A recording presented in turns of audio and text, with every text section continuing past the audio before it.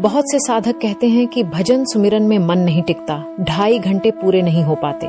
लेकिन जरा ठहर कर सोचिए, कठिनाई वास्तव में कहाँ है? क्या रास्ता कठिन है या मन ही स्थिर नहीं होता? थोड़ा रुकिए और भीतर झांकिए। संतों ने कहा है, बिना सतगुरु भेदु न पाइयो, मनमुख अंध अंधेरा। बिना सतगुरु की कृपा के भीतर का भेद नहीं खुलता और मन अपने ही अंधकार में भटकता रहता है। साधको गुरु भक्ति यानी नाम भक्ति, यह वह राह है जहाँ शब्द से मिलन होता है, जहाँ मन को ठहराना पड़ता है, और यही हमारी सबसे बड़ी परीक्षा है। हम सब सुमिरन तो करते हैं, पर क्या सच में रोज 2.5 घंटे टिक पाते हैं? कोई 15-20 मिनट में उठ जाता है, कोई आधे घंटे बाद थक जाता है, कोई 1.5 घंटा बैठ भी जाता है, लेकिन रोज नहीं। कभी मन नहीं मानता, कभी शरीर थक जाता है, कभी नींद घेर लेती है। कई साधक सुबह 3 बजे उठते हैं, सुमिरन के लिए बैठते भी हैं, पर थोड़ी देर में ही झपकी आने लगती है। कोई 4 बजे, कोई 5, कोई 6 बजे बैठता है, पर कुछ ही देर बाद ख्याल ढीला पड़ जाता है। आंखें बंद होते होते चेतना नींद में खो जाती है। अब सवाल यही है, अगर गुरु भक्ति इतनी दुर्लभ और मूल्यवान है, तो इसे सहज कैसे बनाया जाए? कैसे करें कि ये 2 से 2.5 घंटे केवल अनुशासन न रहें, बल्कि भीतर से खिंचाव बन जाएं, जैसे कोई प्रिय कार्य जिसमें मन अपने आप लग जाता है। जब हमें मालूम है कि सुमिरन आत्मा का आहार है, तो फिर हम रोज उससे क्यों छूट जाते हैं? कारण बहुत सरल है, हम सुमिरन को कर्तव्य की तरह करते हैं, प्रेम की तरह नहीं। जब तक सुमिरन में रस नहीं जागेगा, मन बार बार भागेगा। दुनिया के विषयों में हमें आनंद मिलता है, स्वाद में, संगीत में, संगति में, नाम में, क्योंकि उनमें हमें रस मिलता है। इसी तरह जब सुमिरन में भी वही रस जागेगा, तभी मन उसमें बार बार लौटेगा और वही 2.5 घंटे फिर सहज और आनंदमय लगने लगेंगे। तो हमें करना क्या है? सुमिरन को बोझ नहीं, प्रेम का निमंत्रण समझो। जब बैठो तो पहले भीतर भाव जगाओ, आज हम अपने गुरु से मिलने जा रहे हैं। जैसे किसी प्रिय से मिलने की तड़प होती है, वैसे ही भीतर यह भावना लाओ। फिर देखना, सुमिरन करने का मन स्वयं उठेगा, आंखें खुलेंगी, आलस्य घटेगा। अक्सर हम रात में सोचते हैं कि सुबह जल्दी उठकर सुमिरन करेंगे, पर सुबह आती है और आंख नहीं खुलती। कभी अलार्म बजता भी है, फिर भी हम खुद से कहते हैं थोड़ी देर और आराम कर लेते हैं। क्यों? क्योंकि सुमिरन के लिए अभी तक वह प्यार जागा नहीं जो हमें खींच ले। इसलिए साधकों, अभ्यास के साथ साथ प्रेम जगाना जरूरी है। जब सुमिरन में प्रेम उतरता है, तब न समय बाधा बनता है, न थकान, न नींद। साधकों, अगर वही आनंद हमें नाम में मिलने लगे जो विषयों में मिलता है, तो फिर कोई हमें रोक नहीं पाएगा। हम खुद ही उठेंगे और प्रेम से भजन बंदगी में बैठ जाएंगे। रात के 3 बजे उठे, आसन लगाया, नाम जपना शुरू किया और थोड़ी देर में फिर नींद आ गई। 4 बजे, 5 बजे, 6 बजे, हर बार वही होता है। शरीर बैठा है पर चेतना सो गई है। ऐसा नहीं होना चाहिए साधकों। जब बैठो तो सचमुच बैठो, जैसे किसी प्रिय से मिलने जा रहे हो, वैसे मन को सजग रखो। आंखें तो बंद हो, पर चेतना पूरी तरह जागी रहे। मन बार बार कहेगा थोड़ा आराम कर लो, शरीर भारी लगेगा, आलस्य घेर लेगा, पर वहीं पर हमें जगना है। यही साधना की पहली चौकी है। जब यह मुस्तैदी की आदत बन जाती है, तब सुमिरन में नागा नहीं आता, वरना जैसा अब होता है वैसा ही चलता रहेगा। 10 दिन खूब भक्ति, फिर 20 दिन खाली, फिर कोई न कोई बहाना, आज थक गए, कल से करेंगे, आज समय नहीं मिला। सच्ची बात यह है साधकों, गुरु भक्ति स्थिर नहीं होगी जब तक हम भीतर यह न ठान लें कि चाहे जैसी भी परिस्थिति हो, यह 2 से 2.5 घंटे का मिलन नहीं छूटेगा। बस एक बार यह संकल्प दृढ़ हो जाए, फिर हर सुबह खुद गुरु की शक्ति हमें उठाने लगेगी। अब देखो साधकों, यह मार्ग केवल उत्साह से नहीं चलता, तैयारी भी उतनी ही जरूरी है। पहले मन से तय कर लो कि सुमिरन कोई अगर समय मिला तो वाली चीज नहीं, बल्कि हर दिन की अनिवार्य साधना है। रात को ही संकल्प ले लो कि सुबह उठना है, चाहे मन कितना भी कहे, कल देखेंगे। अगर तुम्हारा काम देर रात तक चलता है तो खुद पर अत्याचार मत करो। अगर तुम 12 या 1 बजे सोते हो तो 3 बजे उठने की जिद मत रखो। कम से कम 5 से 6 घंटे की नींद तो शरीर को चाहिए ही, इसलिए अपने समय के अनुसार जागो। 5:15, 6 या 7 बजे पर उठो जरूर। उठकर पहले शरीर को तरोताजा करो, चेहरा धो लो, पानी पियो, मन को शांत करो। फिर ऐसी जगह बैठो जहाँ न ज्यादा गर्मी हो न ठंडक और कोई शोर न हो। समतल भूमि पर आसन बिछाओ, थोड़ा गद्देदार, ताकि शरीर आराम से टिका रहे। अब वहाँ बैठकर धीरे धीरे अपने ख्याल को गुरु से जोड़ो। गुरु के शब्द को याद करो, उनकी सूरत को भीतर देखो। जैसे उन्होंने सत्संग में कहा था वैसे ही अपने मन को उस भाव में ले जाओ। गुरु की संगत का स्मरण करो। वह संगत केवल बाहर नहीं, भीतर भी है। यहीं से सुमिरन की शुरुआत होती है, बाहर से भीतर की ओर। पहले मन को उस पवित्र उपस्थिति में टिकाओ, फिर शब्द के साथ जुड़ो। अब जब आसन पर बैठ गए तो तुरंत नाम जपने की जल्दी न करो। पहले भीतर भाव जगाओ, जैसे किसी प्रिय के आने की प्रतीक्षा करते हैं। वैसे ही गुरु के स्वरूप को अपने मन में लाओ। धीरे धीरे उस छवि को अपने भीतर स्थिर होने दो। 3, 4, 5 मिनट बस उसी भाव में रहो। यदि तुरंत नाम जपना शुरू कर दोगे तो ख्याल बाहर भागेगा। मन अब भी स्थिर नहीं हुआ है। पहले गुरु की सूरत का ध्यान करो, उनकी उपस्थिति का अनुभव करो।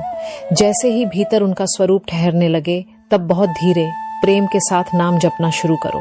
नाम जपते हुए याद रखो 5-7 मिनट में ही कोई बाहरी छवि, कोई विचार, कोई याद हमें खींचने आएगी। उसी क्षण अपने ख्याल को मोड़ लो बाहर से भीतर की ओर। यह अभ्यास कठिन नहीं, बस सजगता चाहता है। फिर आलस्य आएगा, नींद घेरने लगेगी, शरीर झुकना चाहेगा, पर वहीं जागते रहना है। गर्दन सीधी रखो, मन को सावधान रखो। अगर नींद बार बार आने लगे तो फिर गुरु का स्मरण करो। वह क्षण जब गुरु ने नाम दिया था, जब पहली बार दर्शन हुए थे, जब उनके वचनों ने भीतर को छू लिया था। इन यादों को धीरे धीरे मन में आने दो। उनमें एक मिठास है, एक शक्ति है। उसी से ख्याल फिर भीतर टिकने लगता है और सुमिरन अपनी लय पकड़ लेता है। जब ध्यान थोड़ा बन जाए तो धीरे धीरे फिर से नाम के सुमिरन में लौट आओ। नाम तो भीतर चल ही रहा है, बस ख्याल बीच बीच में बाहर चला जाता है। ऐसे समय में उसे जबरन रोकने की जगह है। प्रेम से किसी पवित्र दिशा में मोड़ दो।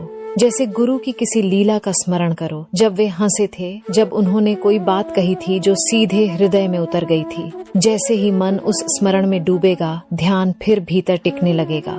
फिर जब ख्याल दोबारा बाहर जाने लगे, वही प्रक्रिया दोहराओ।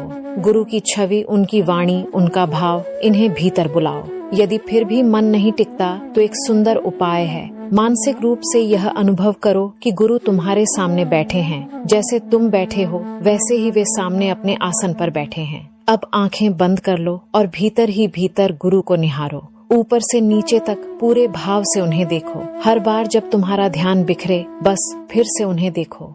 नाम चलता रहे, गुरु का ध्यान चलता रहे। यही साधना की असली गहराई है। ये कल्पना नहीं, साधना की सहायता है। धीरे धीरे मन को भीतर खींचती जाएगी और तुम पाओगे कि ख्याल अब स्थिर होने लगा है। बस यही अभ्यास दोहराते रहो, बार बार, प्रेम से, धैर्य से। साधकों, जब हम 2 से 2.5 घंटे की बैठक करते हैं तो यह मानकर चलो कि 1000 बार नींद आएगी और 1000 बार ख्याल बाहर भागेगा। यही साधना की असली परीक्षा है। इसीलिए जरूरी है कि हम भीतर से पूरी तरह जागे रहें। मन, शरीर और चेतना तीनों एक साथ सतर्क हों। मैं इसलिए कहता हूँ कि बैठते समय नींद को बिल्कुल जगह मत दो, क्योंकि जैसे ही नींद ने पकड़ा, गुरु से जुड़ने का तार टूट गया। फिर नाम तो चलता रहेगा पर ख्याल भटक जाएगा। बहुतों को यही भ्रम रहता है कि वे 2.5 घंटे नाम जपते हैं, लेकिन भीतर से जानते हैं कि उसमें से 1.5 घंटा तो नींद में बीत गया। नाम के शब्द कानों में गूंजते हैं पर मन बाहर के सपनों में भटक रहा होता है। हमें यह नहीं करना है। हमें वही दृढ़ता भीतर जगानी है जो विषयों के समय अपने आप आ जाती है। देखो, जब कोई विषय प्रिय लगता है, स्वाद, बात, वस्तु या इच्छा, तो हम उसे बार बार करते हैं। नींद भूल जाते हैं, समय भूल जाते हैं, शरीर की थकान भी महसूस नहीं होती। क्यों? क्योंकि वहाँ आसक्ति है, प्रेम है, यही लगन, यही खिंचाव।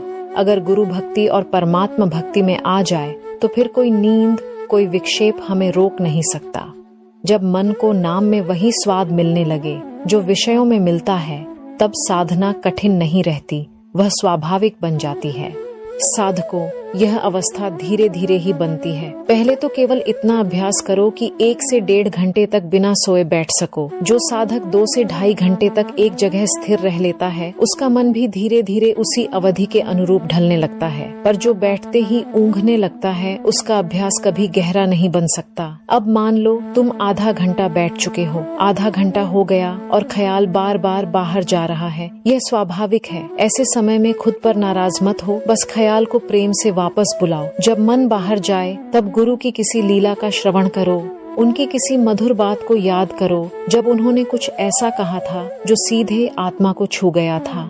जैसे ही ख्याल फिर भीतर लौटे, नाम जपना शुरू करो। नाम जपते जपते जब वह फिर किसी बात में उलझ जाए, तब दोबारा वही करो। गुरु की लीलाओं का स्मरण, उनके वचनों की गूंज, उनके स्वरूप का ध्यान, यह आने जाने की प्रक्रिया ही साधना है। हर बार जब मन लौटता है, वह थोड़ा और भीतर उतरता है। धीरे धीरे यह आदत बन जाती है। नाम, ध्यान और गुरु स्मरण तीनों एक लय में बहने लगते हैं। अब जब आधा घंटा, पौना घंटा या 1 घंटा बीत जाए तो थोड़ा अभ्यास बदल दो। अब नाम जपना मत जारी रखो, बस ठहरो और सुनो। हाँ, वही नाम जो अभी तक मन से जपा है, अब उसी को मन से सुनने की कोशिश करो। जो शब्द भीतर दोहराया गया है, वह भीतर गूंज भी रहा है। अब उस गूंज को सुनो, कानों से नहीं, मन से।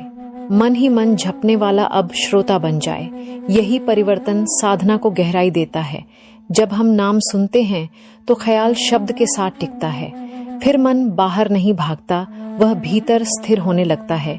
यहाँ से सुमिरन धीरे धीरे भजन में बदलता है, जहाँ हम करने वाले नहीं रहते, बस सुनने वाले बन जाते हैं। अब बस यही ध्यान रहे, 2.5 घंटे की पूरी अवधि तक जागे रहो, शब्द के साथ जुड़े रहो। नींद को पास मत आने दो। ख्याल को बार बार उसी ध्वनि, उसी शब्द की ओर मोड़ो। यही अभ्यास एक दिन हमें उस भीतर की नाद धारा तक ले जाता है, जहाँ नाम स्वयं नाम का गान करने लगता है। अब समझो साधकों, यही साधना का क्रम है। पहले नाम जप, फिर नाम श्रवण। जब हम नाम जपते हैं और ख्याल बाहर चला जाता है, तब गुरु की लीलाओं का स्मरण करते हैं ताकि मन फिर भीतर लौट आए। फिर जब ख्याल टिकने लगता है तो उसे शब्द के साथ जोड़ लेते हैं। धीरे धीरे यह अभ्यास स्थिर होने लगता है। अब जब 1 घंटा या उससे अधिक समय हो जाए तो अगले चरण में बढ़ो। अब नाम जपना छोड़ो और उसी नाम को सुनना शुरू करो। 10 मिनट तक जपो, फिर 5 मिनट तक सुनो, जैसे लहर उठती है और फिर खुद ही शांत होकर लौट आती है। अब मन को यह देखना सिखाओ कि जब हम नाम जप रहे हैं तो हमारा ख्याल कहाँ है। क्या वह अभी भी शरीर के 9 द्वारों में भटक रहा है या धीरे धीरे ऊपर की ओर खींचने लगा है? अगर अब भी वह नीचे है तो कोई चिंता नहीं, बस अभ्यास बनाए रखो। यह सुनने और जपने की लय ही धीरे धीरे ध्यान को ऊपर उठाती है। और जब महसूस हो कि ख्याल ऊपर जा रहा है, जैसे भीतर कोई हल्कापन, कोई आकर्षण, कोई खिंचाव महसूस हो, तब और जाग जाओ। शरीर को स्थिर रखो, मन को डरने न दो। यह मत सोचो कि कुछ हो रहा है या हमें उठ जाना चाहिए। याद रखो, जब ख्याल ऊपर चढ़ने लगता है तो यात्रा शुरू होती है। बस उस दिशा में टिके रहो, बिना घबराए, बिना थके। जैसे ही ख्याल ऊपर की ओर उठने लगता है, भीतर कुछ दिखाई देने लगेगा। कभी कोई हल्का प्रकाश, कभी कोई नर्म ध्वनि। बस उसी का अनुसरण करो। वह प्रकाश या ध्वनि ही तुम्हें सहज दल कवल से ऊपर ले जाने का आरंभिक द्वार है। यहीं से वास्तविक यात्रा शुरू होती है। अब जो समय बचा है, लगभग 1.5 घंटा, उसे इसी अनुभव में साधो। 1 घंटा तो बीत गया सुमिरन करते हुए, अब शेष समय को भीतर की दिशा में लगाओ। देखो, जब ख्याल ऊपर चढ़ रहा है तो वह किसी संकेत से चढ़ता है, कभी प्रकाश से, कभी शब्द से, कभी एक अज्ञात खिंचाव से। पर थोड़ी ही देर में मन फिर कोई नया विचार लाएगा, कोई छवि, कोई स्मृति। उस क्षण सावधान रहना। अगर वह ख्याल बहिर्मुखी है, किसी व्यक्ति, वस्तु या याद से जुड़ा हुआ, तो तुरंत अपनी दृष्टि मोड़ लो। गुरु की लीलाओं का स्मरण करो, उनके स्वरूप को भीतर लाओ। उस प्रकाश से नीचे मत गिरो, बस उस एकाग्रता को प्रेम से थामे रहो। याद रखो साधकों, भीतर चढ़ना किसी सीढ़ी चढ़ने जैसा नहीं है, यह चेतना का उठना है और चेतना प्रेम से ही उठती है। फिर देखो, जब मन फिर से एक जगह इकट्ठा होने लगे तो उसी शब्द को भीतर खोजो। वही मधुर धुन, वही नर्म प्रकाश, वही कंपन जो भीतर से उठता है। तुम पाओगे कि जैसे ही ख्याल भीतर स्थिर होता है, शब्द अपने आप सुनाई देने लगता है। उसका आना किसी प्रयास से नहीं होता, वह खुद बुलाता है। अब जैसे ही वह शब्द या प्रकाश भीतर प्रकट हो, बस उसी के साथ फिर से ऊपर बढ़ो। यह कोई चढ़ाई नहीं, यह भीतर की यात्रा है। शब्द तुम्हारा पथ प्रदर्शक बन जाता है। धीरे धीरे आधा घंटा, पौना घंटा यूं ही बीत जाएगा। अब जब अंतिम आधा या पौना घंटा रह जाए तो एक और परिवर्तन करो। अब नाम जपना भी छोड़ दो, मन को पूरी तरह शांत कर दो। अब केवल उस शब्द, उस ध्वनि या उस प्रकाश का पीछा करो जो भीतर चल रहा है। अब साधक और साधन का भेद मिटने लगता है। नाम अब तुम नहीं जप रहे, नाम खुद तुम्हें जप रहा है। बस मौन में सुनते रहो, देखते रहो और भीतर उस प्रवाह के साथ बहते रहो। अब जब अभ्यास थोड़ा और गहरा हो जाता है तो भीतर एक और परीक्षा आती है, बेचैनी की। कुछ समय बाद शरीर में दर्द उठने लगता है, पैर सुन्न होने लगते हैं, पीठ भारी लगती है। मन कहता है बस अब उठ जाओ, बहुत हो गया। ये वही क्षण है जहाँ साधना की दृढ़ता का असली अर्थ समझ में आता है। साधको, उस समय डरना नहीं है, उठना नहीं है, मन की नहीं सुननी है, बस स्थिर रहो। शरीर चाहे दुखे, मन कितना भी विरोध करे, तुम्हारा ध्यान उसी शब्द के साथ जुड़ा रहना चाहिए। याद रखो, यह बेचैनी कोई रुकावट नहीं, यह भीतर के बंधनों का टूटना है।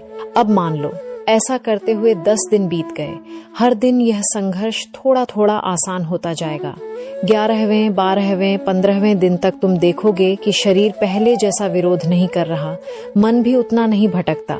धीरे धीरे अभ्यास सहज होने लगता है और जब यह सहजता आती है तब एक और परिवर्तन होता है। दुनिया की शक्लें, विचार, इच्छाएं सब धीरे धीरे धुंधली पड़ने लगती हैं। अब भीतर सिर्फ गुरु का स्मरण रह जाता है, उनकी लीलाओं का चिंतन, उनकी उपस्थिति का भाव। यह वही क्षण है जब भक्ति सचमुच जीवन बन जाती है, न कि केवल अभ्यास। साधकों जैसे विषयों में आसक्ति होती है, बार बार वही काम करने का मन करता है, वही सोच, वही आदतें दोहराई जाती हैं। वैसे ही जब गुरु से सच्चा प्रेम जुड़ता है तो मन बार बार उनकी याद में लौटता है। फिर भीतर अपने आप इच्छा होती है कि गुरु की लीलाओं का श्रवण करें, उनकी वाणी का स्मरण करें, उनके स्वरूप का ध्यान करें। अब जब नाम जपना शुरू होता है और मन सच में गुरु के साथ जुड़ने लगता है तो देखना, नींद नहीं आएगी। नींद केवल तभी आती है जब भीतर रस नहीं होता, पर जब यह रस जागता है तब आलस्य भाग जाता है। शरीर भले दर्द करे पर मन नहीं मानेगा कि उठ जाओ। वह कहेगा थोड़ा और बैठो, अभी गुरु पास हैं। हाँ, शुरू में यह संघर्ष होगा। कभी लगेगा कि कमर झुक रही है, शरीर टूट रहा है, शायद अब गिर पड़ेंगे, पर भरोसा रखो, कुछ नहीं होगा। यह सब शरीर की सीमाएं हैं, आत्मा की नहीं। बस अपने अभ्यास को निभाओ। 1-2 महीने का नियमित अभ्यास बना लो। जब यह 2 महीने पूरे होते हैं तो भीतर की स्थिति बदलने लगती है। अब धीरे धीरे संतुलन लाओ। सुमिरन की बैठक थोड़ी कम करो और भजन की बैठक बढ़ाओ। शुरू में केवल 15 मिनट भजन करो, फिर 20, फिर 25। धीरे धीरे 2 घंटे सुमिरन और आधा घंटा भजन का क्रम बना लो। यह वही संतुलन है जहाँ मन झपता भी है, सुनता भी है और भीतर की यात्रा सचमुच आरंभ होती है। जब भीतर शब्द की धुन स्पष्ट सुनाई देने लगे, जब कोई सूक्ष्म प्रकाश दिखने लगे, तब समझो कि साधना का द्वार खुल गया है। यहीं से भजन की बैठक को थोड़ा और बढ़ाना चाहिए। अब नाम जपने की आवश्यकता कम होती जाती है, क्योंकि शब्द स्वयं भीतर गूंजने लगता है। साधकों, जब यह अवस्था आती है तो फिर सुमिरन से ज्यादा भजन की ओर झुकाव बढ़ता है। अब धीरे धीरे भजन का समय 1 घंटे तक बढ़ाओ और चाहो तो सुमिरन का समय थोड़ा घटा दो, क्योंकि अब तुम्हारा मन जपने में नहीं, सुनने में रमने लगा है। और फिर एक सुंदर बात होती है, जब भीतर शब्द से प्रेम हो जाता है तो रात्रि की आदतें अपने आप बदलने लगती हैं। जो लोग पहले 12-1 बजे तक जागते थे, वे अब स्वयं ही 11 बजे से पहले सोने लगते हैं, क्योंकि भीतर एक खिंचाव होता है, जैसे कोई आवाज बुला रही हो कि जल्दी विश्राम करो, हमें मिलना है। यही प्रेम है शब्द से, यही असली भक्ति की पहचान है।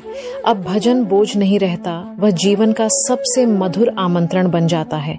साधकों, यही है सच्ची गुरु भक्ति की साधना, जहाँ सुमिरन से मन शांत होता है, भजन से आत्मा जागती है और भीतर से एक नई रोशनी फूटने लगती है। यह मार्ग कठिन जरूर है, पर जो एक बार इस प्रेम में उतर जाता है उसके लिए हर सुबह एक नई कृपा बन जाती है। धीरे धीरे शब्द से, गुरु से और उस अनंत प्रेम से मिलन होता है, जहाँ न कोई डर है न थकान, बस एक अटूट शांति। प्रिय साधकों, आज हम एक ऐसी रहस्यमयी और दिव्य यात्रा पर चलने वाले हैं जो आपके भीतर गहराई से परिवर्तन लाएगी। ये केवल एक विषय नहीं बल्कि आत्मा की पुकार है, वह पुकार जो हमें हमारे सच्चे स्वरूप से जोड़ती है। हम अक्सर सुनते हैं, नाम जप करो, नाम जप करो, लेकिन क्या हमने कभी ठहर कर यह सोचा है कि निरंतर नाम जप हमारे शरीर, मन और आत्मा पर क्या प्रभाव डालता है? जब तक हमें इसका ज्ञान नहीं होगा तब तक हमारी साधना अधूरी ही रहेगी। नाम जप केवल एक आध्यात्मिक क्रिया नहीं बल्कि एक गूढ़ विज्ञान है, एक ऐसी प्रक्रिया जो हमारे भीतर छिपी अपार शक्तियों को जागृत करती है। यह आत्मा को शुद्ध करने का साधन है जिससे हम अपनी मूल दिव्यता को पहचान सकते हैं। आज के इस विशेष प्रवचन में हम इस रहस्य से पर्दा उठाएंगे। हम आपको न केवल नाम जप के आधारभूत प्रभावों के बारे में बताएंगे बल्कि उन गूढ़ और अद्भुत परिवर्तनों का भी अनुभव कराएंगे जो निरंतर अभ्यास से घटित होते हैं। यह ज्ञान न केवल आपके भीतर शक्ति उत्पन्न करेगा बल्कि असीम शांति भी लाएगा। तो इस पावन यात्रा में आपका स्वागत है हमारे आध्यात्मिक परिवार संत मत में। आज हम जानेंगे कि जब आप सच्चे भाव से नाम जप करते हैं तो आपके शरीर में कौन कौन से दिव्य बदलाव होते हैं। क्या आप तैयार हैं इस दिव्य रहस्य को समझने के लिए? आइए इस ज्ञान रूपी दीपक को प्रज्वलित करें। लेकिन इससे पहले कि हम इन प्रभावों को समझें, हमें यह जानना होगा कि नाम जप केवल एक साधारण अभ्यास नहीं बल्कि आत्मा की जागृति का सबसे प्रभावी साधन है। आखिर यह साधना इतनी शक्तिशाली क्यों मानी जाती है? यदि आप इस मार्ग पर नए हैं तो पहले इसका वास्तविक अर्थ समझना आवश्यक है। अक्सर हमें कहा जाता है, नाम लो, नाम जपो, लेकिन क्या हमें कभी यह बताया गया है कि क्यों? ये केवल शब्दों का उच्चारण नहीं बल्कि एक ऊर्जा प्रवाह है जो हमारी आत्मा को शुद्ध करता है और हमें परमात्मा से जोड़ता है। जब कोई साधक प्रेम और श्रद्धा से नाम जप करता है तो यह जप केवल ध्वनि तक सीमित नहीं रहता बल्कि एक आंतरिक कंपन उत्पन्न करता है जो धीरे धीरे हमारे चित्त को निर्मल कर देता है। यही कंपन हमारे भीतर सोई हुई आध्यात्मिक शक्ति को जागृत करता है और हमें उस परम सत्य से जोड़ता है जिसे हम वर्षों से खोज रहे होते हैं। हर व्यक्ति किसी न किसी इष्ट या गुरु को मानता है और प्रत्येक साधक का एक पवित्र मंत्र होता है जो उसकी आत्मा को झंकृत करता है। कुछ लोग ओम नमः शिवाय का जप करते हैं, कुछ ओम्स में लीन हो जाते हैं तो कुछ गायत्री मंत्र या महामृत्युंजय मंत्र का जाप करते हैं। कोई राम राम, राधे कृष्ण, ओम साई राम, सतनाम वाहे गुरु का जाप करता है तो कोई अपने गुरु द्वारा प्रदत्त बीज मंत्र का अनुसरण करता है। लेकिन एक महत्वपूर्ण सत्य यह है कि कोई भी नाम जप व्यर्थ नहीं जाता। प्रत्येक मंत्र में एक विशेष ऊर्जा होती है जो हमारे चित्त और चेतना को प्रभावित करती है और हमें भीतर से रूपांतरित करने लगती है। नाम जप की विधियां अलग अलग हो सकती हैं। कुछ साधक माला के साथ जाप करते हैं जिससे उनका ध्यान केंद्रित रहता है और मन इधर उधर भटकता नहीं। वहीं कुछ साधक मौन जप को अपनाते हैं जहां शब्दों को मुख से नहीं बल्कि मन के भीतर दोहराया जाता है। हर विधि अपने आप में प्रभावशाली है, लेकिन सच्चा जप वही है जो हृदय से किया जाए।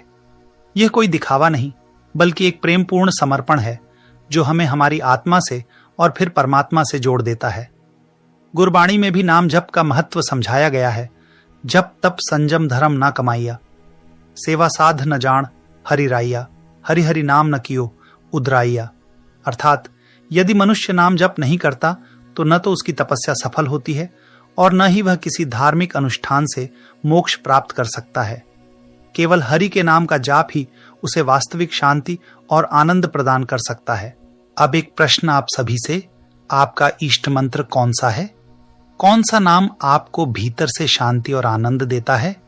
कमेंट में हमें जरूर बताइए, क्योंकि जब हम नाम का प्रेम पूर्वक उच्चारण करते हैं तो वही नाम हमारे भीतर ब्रह्मांडीय ऊर्जा को सक्रिय कर देता है। यही ऊर्जा हमें आत्मा से परमात्मा तक की यात्रा में आगे ले जाती है। साधकों, नाम जप केवल शब्दों की पुनरावृत्ति नहीं है, यह एक ऊर्जा प्रक्रिया है, एक आंतरिक यात्रा है जो हमें बाहरी दुनिया से हटाकर हमारे असली स्वरूप से जोड़ती है। जैसे जैसे हम इस मार्ग पर आगे बढ़ते हैं, नाम जप की विधि भी बदलती जाती है। शुरुआत में हम माला लेकर मंत्र का उच्चारण करते हैं। यह एक बहुत ही महत्वपूर्ण चरण है, क्योंकि इससे हमारा मन भटकने से बचता है और नाम जप की आदत विकसित होती है। जब तक हम अपने मन को पूरी तरह से नियंत्रित नहीं कर लेते, तब तक यह विधि बहुत सहायक होती है, लेकिन यह केवल पहली सीढ़ी है। आगे हमें इससे भी सूक्ष्म स्तर पर जाना होता है। एक समय आता है जब साधक को माला की जरूरत नहीं रहती। अब मंत्र मन के भीतर चलने लगता है, बिना किसी ध्वनि के, बिना किसी बाहरी क्रिया के। इस अवस्था में जब हम बोलना बंद कर देते हैं, तो हमारी आधी शक्ति जो बाहर बिखरती थी, अब हमारे भीतर संचित होने लगती है। मंत्र हमारे अस्तित्व का हिस्सा बनने लगता है। कभी ध्यान दिया है कि जब कोई जलधारा शांत हो जाती है, तो उसमें भीतर का प्रतिबिंब स्पष्ट दिखाई देने लगता है। ठीक वैसे ही जब हमारा जप मौन हो जाता है, तो हमारे भीतर अद्भुत ऊर्जा जागृत होने लगती है। अब आता है नाम जप का सर्वोच्च रूप, जब मंत्र ना तो जिह्वा से उच्चारित होता है, ना ही मन से। वह स्वतः ही चलने लगता है, जैसे किसी घड़ी की सुई अनवरत चलती रहती है। इसे ही अजपा जप कहा जाता है। यह अवस्था हमें धीरे धीरे समाधि के द्वार तक ले जाती है, और यहीं से शुरू होता है शरीर में ऊर्जा परिवर्तन, एक गूढ़ प्रक्रिया जो हमें उच्च आध्यात्मिक स्थितियों तक ले जाती है। जब नाम जप अपनी गहरी अवस्था में प्रवेश करता है, तो शरीर में सबसे पहला प्रभाव मूलाधार चक्र पर पड़ता है। यह चक्र हमारी जड़, हमारी नींव है। यहीं से आध्यात्मिक ऊर्जा उठना शुरू होती है। साधक अनुभव करता है कि गुदा द्वार के पास हल्का खिंचाव या गर्माहट महसूस हो रही है। कभी कभी यह चींटियों के चलने जैसी हल्की सनसनाहट भी हो सकती है। यह इस बात का संकेत है कि मूलाधार चक्र सक्रिय होने लगा है और ऊर्जा धीरे धीरे ऊपर की ओर उठ रही है। यह अनुभव शुरुआत में थोड़ा अजीब लग सकता है, लेकिन घबराने की जरूरत नहीं। यह कुंडलिनी ऊर्जा का पहला स्पंदन है, जो यह संकेत दे रहा है कि हमारी आंतरिक यात्रा सही दिशा में बढ़ रही है। अब जरा ठहरिए और सोचिए, क्या कभी ध्यान या नाम जप करते समय आपने इस तरह की हल्की गर्माहट या कंपन महसूस किया है? अगर हां, तो यह संकेत है कि आप सही मार्ग पर हैं। आगे हम जानेंगे कि जैसे जैसे जप गहराता जाता है, यह ऊर्जा हमारे शरीर के अन्य चक्रों पर कैसे प्रभाव डालती है। तो जुड़े रहिए और इस दिव्य यात्रा को भीतर से अनुभव कीजिए। क्या आपको कभी मूलाधार चक्र की यह अनुभूति हुई है? अपने अनुभव कमेंट में जरूर साझा करें। जैसे जैसे साधक नाम जप में गहराई तक प्रवेश करता है, उसके शरीर में ऊर्जा का प्रवाह और अधिक तीव्र होने लगता है। यह यात्रा केवल मानसिक या भावनात्मक नहीं होती, बल्कि शारीरिक रूप से भी कई बदलाव लाती है। कई साधक अनुभव करते हैं कि उन्हें बार बार पेशाब जाने की आवश्यकता महसूस होती है। यह कोई सामान्य शारीरिक समस्या नहीं है, बल्कि यह संकेत है कि शरीर के भीतर गहरी शुद्धिकरण प्रक्रिया चल रही है। इसका संबंध दूसरे ऊर्जा केंद्र स्वाधिष्ठान चक्र से है। स्वाधिष्ठान चक्र हमारे भीतर संचित पुराने विकारों, भावनात्मक अवरोधों और दबी हुई ऊर्जा को धीरे धीरे बाहर निकालता है। जब यह सक्रिय होता है, तो इसका पहला संकेत शरीर से अतिरिक्त जल और अशुद्धियों का बाहर निकलना होता है। इसीलिए साधक को बार बार मूत्र त्याग की इच्छा होती है। घबराने की जरूरत नहीं, क्योंकि यह ऊर्जा के शुद्धिकरण का एक स्वाभाविक चरण है। इसके साथ ही कुछ साधकों को लिंग स्थान के आसपास हल्की हल्की तरंगें या कंपन महसूस होती हैं। यह दर्शाता है कि ऊर्जा वहां प्रवाहित होकर जागृत हो रही है और अपने अगले स्तर की ओर बढ़ रही है। यदि यह कुछ समय तक चलता है, तो साधक को इसे सहजता से स्वीकार करना चाहिए, क्योंकि यह अस्थायी है और जल्द ही संतुलित हो जाता है। जैसे जैसे जप की गहराई और बढ़ती है, साधक एक और अनूठा अनुभव करता है। रीढ़ की हड्डी के मध्य से गुजरने वाली एक अदृश्य ऊर्जा का प्रवाह वह महसूस करता है कि उसकी पूरी रीढ़ पर हल्की हल्की सनसनाहट हो रही है, जैसे छोटी छोटी चींटियां चल रही हों। कभी कभी यह गर्माहट में बदल जाती है और रीढ़ के आसपास तपन जैसी अनुभूति होती है। यह इस बात का संकेत है कि ऊर्जा मूलाधार और स्वाधिष्ठान चक्र से ऊपर उठकर अब मणिपुर चक्र की ओर प्रवाहित हो रही है। जब यह होता है तो साधक को ऐसा प्रतीत होता है कि कोई शक्ति उसकी रीढ़ के भीतर ऊपर की ओर बह रही है, जैसे किसी झरने का पानी धीरे धीरे ऊपर चढ़ रहा हो। यह एक अत्यंत महत्वपूर्ण संकेत है, क्योंकि इसका अर्थ है कि साधक की साधना अब ऊर्ध्वगति की ओर बढ़ रही है। क्या आपने कभी ध्यान के दौरान अपने शरीर में कंपन, गर्माहट या किसी ऊर्जा प्रवाह का अनुभव किया है? यह संकेत हो सकता है कि आपकी साधना सही दिशा में जा रही है। अपने अनुभव हमारे साथ साझा करें ताकि और भी साधकों को इस दिव्य यात्रा को समझने में सहायता मिले। आगे हम जानेंगे कि यह ऊर्जा जैसे जैसे ऊपर उठती है तो किस तरह हमारी चेतना को और ऊंचाइयों पर ले जाती है। तो जुड़े रहिए और इस अनोखी यात्रा को भीतर से अनुभव कीजिए। जैसे जैसे साधक अपनी साधना में आगे बढ़ता है और निरंतर नाम जप करता रहता है, उसके शरीर में और भी गहरे परिवर्तन अनुभव होने लगते हैं। यह बदलाव स्वतः होते हैं, बिना किसी बाहरी प्रयास के, बिना किसी जानबूझकर किए गए अभ्यास के। साधक देखता है कि उसके शरीर में अचानक ही अश्विनी मुद्रा लग जाती है। गुदा द्वार स्वाभाविक रूप से भीतर की ओर खींचने लगता है और मूलबंध सक्रिय हो जाता है। यह वह अवस्था होती है जब ऊर्जा मूलाधार चक्र से ऊपर उठकर अधिक सूक्ष्म रूप में प्रवाहित होने लगती है। साधक को कुछ भी करने की आवश्यकता नहीं पड़ती, यह सब अपने आप घटित होता है। जब यह प्रक्रिया और गहराती है तो अपने आप उड्डयन बंध लग जाता है, नाभि भीतर खींचने लगती है और साधक अनुभव करता है कि शरीर भीतर से एक नए आयाम में प्रवेश कर रहा है। यह इस बात का संकेत है कि मणिपुर चक्र जागृत हो रहा है, जिसे ऊर्जा का शक्ति केंद्र भी कहा जाता है।